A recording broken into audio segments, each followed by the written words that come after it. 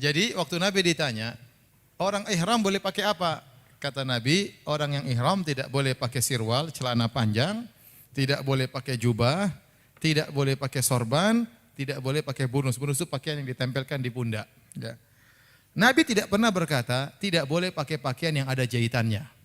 Jadi perkara penting, banyak orang salah paham. Disangka orang yang ihram tidak boleh pakai kain yang ada jahitannya. Padahal Nabi enggak pernah ngomong demikian. Nabi bilang orang yang ihram tidak boleh pakai pakaian. Yang pakaian tersebut dijahit berdasarkan bentuk tubuh. Contohnya tadi celana enggak boleh, jubah enggak boleh. Kemudian sorban enggak boleh, burnus enggak boleh.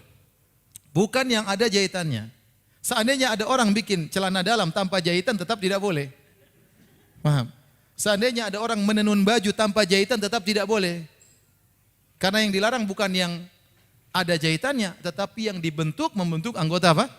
Tubuh. Bisa dipahami? Contoh, sekarang kita pakai apa namanya? Baju ihram. Tahu-tahu ada jahitannya di situ, Munatur, the best misalnya. Misalnya. Sama Ustadz Firanda maksudnya. Jadi itu ada jahitannya, boleh atau tidak boleh, enggak ada masalah meskipun dijahit. Karena bukan itu yang dilarang. Rasul tidak pernah mengatakan tidak boleh yang ada jahitannya. Sehingga banyak orang salah paham menyangka semua yang ada jahitannya enggak boleh. Terbukti mereka sudah bawa sendal bagus-bagus dari Indonesia, sendal kulit bagus, tapi ada jahitannya, enggak mau pakai sendal ada jahitannya. Kenapa? Ada jahitannya. Terus gimana? Ya udah beli sendal yang murah-murah yang enggak ada jahitannya, yang plastik tok bikin lecet itu. Ada jahitannya enggak boleh dipakai. Kemudian pakai apa namanya? Sabuk, ada jahitannya enggak boleh. Lah, dompetmu juga ada jahitannya enggak boleh dibawa. Oh, kalau dompet enggak apa-apa darurat. Dompet ada jahitannya enggak? Ada. Jadi itu enggak dilarang sebenarnya. Dompet ada jahitannya, tas kita pakai ada jahitannya, enggak dilarang. Yang dilarang adalah pakaian yang dijahit membentuk anggota tubuh, bukan yang ada jahitannya. Jadi jangan salah paham, ya. Jadi itu larangan pertama, tidak boleh bagi laki-laki memakai pakaian yang dijahit membentuk anggota tubuh.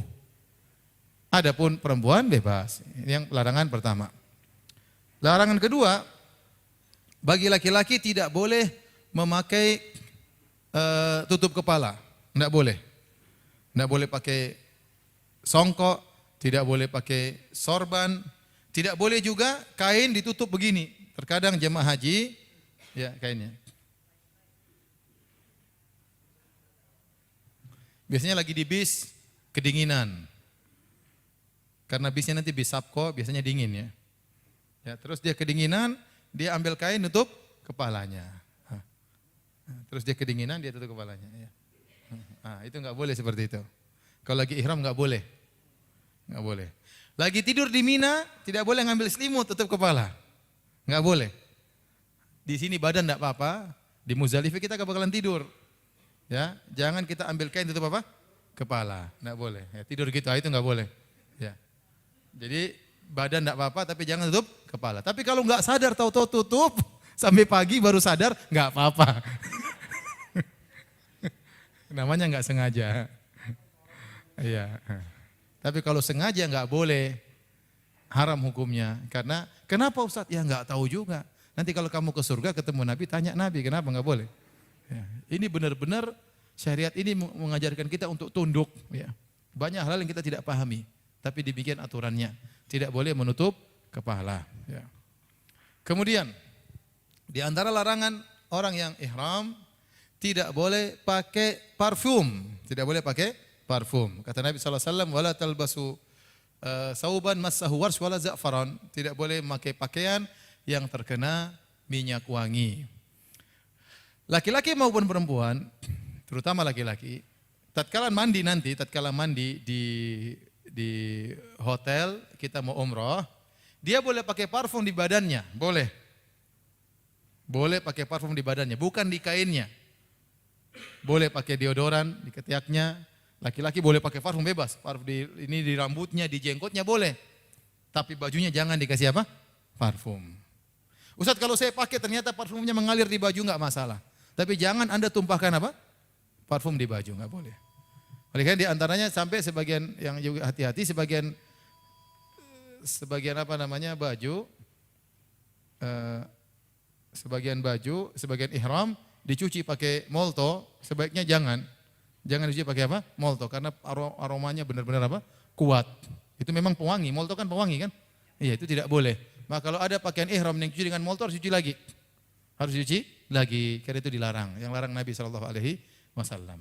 Nah, ibu-ibu juga demikian. Ibu-ibu mungkin mau ihram, kemudian pakai deodoran, nggak ada masalah. Ya.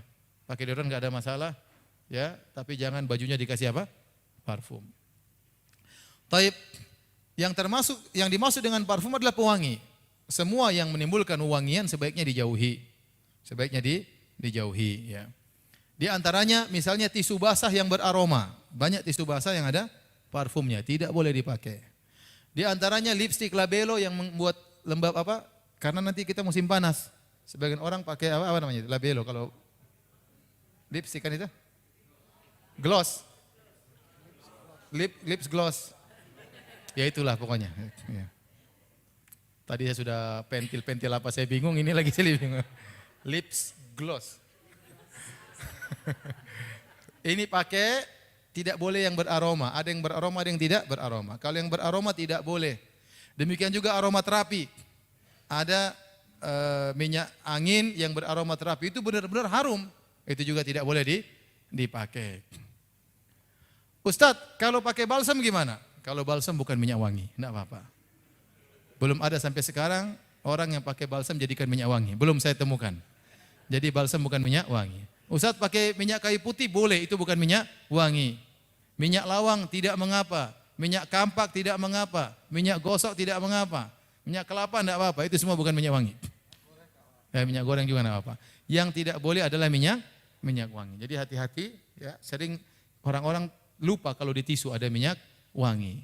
Ada berparfum, tisu basah berparfum. Ini tidak boleh dipakai.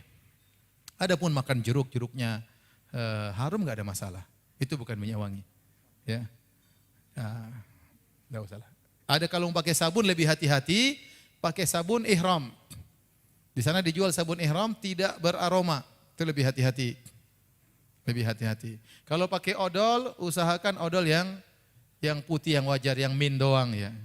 Lebih afdal, lebih hati-hati agar kita tidak timbul dalam masalah khilaf-khilaf. Lebih baik Pepsodent yang yang putih saja, ya, yang ori atau Pepsodent dan yang lainnya ya. Jangan yang beraroma ya, enggak ada masalah. Jadi nanti kalau ibu-ibu sedang ihram di Mina berhari-hari boleh sikat gigi, boleh pakai sabun tapi sabun yang tadi. Sabun yang apa? Sabun ihram ya. Paham? Baik. Kemudian di antara larangan ihram yang paling berbahaya di antaranya adalah rafas, yaitu berkata-kata yang bisa menimbulkan syahwat. Ini tidak boleh. Terutama bapak-bapak sekalian kebanyakannya sekarang berhaji sama pasangannya. Ya. Maka tatkala sedang ihram berdua atau di Arafah, maka hati-hati jangan sampai menggoda. Sayang kamu cantik banget hari ini. Emang kemarin enggak cantik? Enggak, cantik juga. Ini mulai ada kalimat-kalimat yang menggoda, tidak boleh.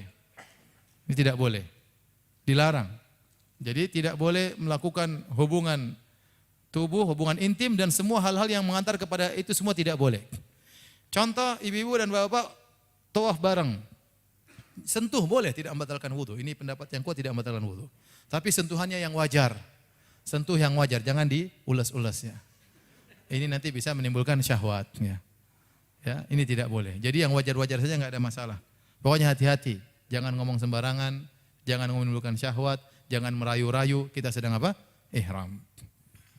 Kalau ternyata sampai terjadi hubungan, ya terjadi hubungan, ternyata masih dalam kondisi ihram, apalagi pas haji, kalau ihram ya haji, umrohnya batal.